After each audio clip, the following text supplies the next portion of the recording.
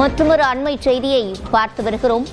தமிழ்நாட்டில் குற்றங்கள் அதிகரித்து வருவதாக தவிக தலைவர் விஜய் கண்டனம் தெரிவித்திருக்கிறார். கூடுதல் விவரங்களை செய்தியாளர் செந்தில்ராஜாவிடம் கேட்கலாம். செந்தில்ராஜா, முழுமையான விவரங்கள். சிவரஞ்சனி, தமிழகத்தில் நடைபெறக்கூடிய அந்த சட்ட ஒழுங்கு பிரச்சனை குறித்து தமிழக வெற்றி கழகத்தின் தலைவர் விஜய் ஒரு அறிக்கை வெளியிட்டிருக்கிறார். அதில் தமிழகத்தில் சட்ட ஒழுங்கு சீர்குலைந்து விட்டது என்பதற்கு சான்றாகவே நாள்தோறும் குற்ற சம்பவங்கள் அதிகரித்து வருகின்றன. தலைநகர் சென்னையில் அடுத்தடுத்த பாலியல் வன்கொடுமை சம்பவங்கள் தமிழகமே அதிர்ச்சியில் ஆழ்ந்துள்ளது என்று அவர் கூறியிருக்கிறார். அது மட்டுமில்லாமல் சென்னை அடையார் பகுதியில் காவலாளிக்கு வேலைக்கு பார்த்து வந்த பீகார் மாநிலத்தைச் சேர்ந்த தொழிலாளியும் அவரது மனைவி குழந்தை படுகொலை செய்யப்பட்ட சம்பவமும், நந்தனம் அரசு கல்லூரி கேண்டீனில் பணிபுரிந்த இளம்பெண் பாலியல் வன்முறைக்கு உள்ளாக்கப்பட்ட சம்பவமும் பெரும் அதிர்ச்சியையும் வேதனையும் அளிக்கிறது என்று கூறியிருக்கிறார்.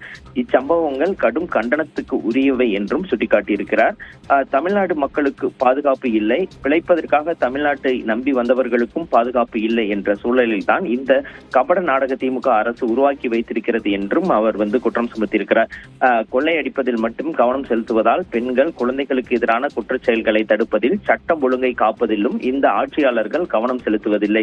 இதனால் தான் கல்வி நிறுவனங்களில் பெண்களுக்கு எதிரான பாலியல் வன்கொடுமை சம்பவங்கள் அதிகரித்து வருகின்றன. குற்றவாளிகளுக்கும் கடும் தண்டனை வாங்கி கொடுக்க வேண்டிய அரசு மெத்தன போக்கை கடைபிடிப்பதால் கொடுங்குற்றங்களில் ஈடுபட்டு சமூக விரோத கும்பல்கள் துணிச்சலாக வருவதாக கூறியிருக்கிறார். குற்ற செயல்களில் ஈடுபவர்களுக்கு தண்டனை பெற்றுத்தர உடனடி நடவடிக்கை எடுக்க வேண்டும் என்றும் அவர் கேட்டுக்கொண்டிருக்கிறார். சிவரஞ்சனி, விவரங்களை வழங்கியமைக்கு நன்றி செந்தில்ராஜா.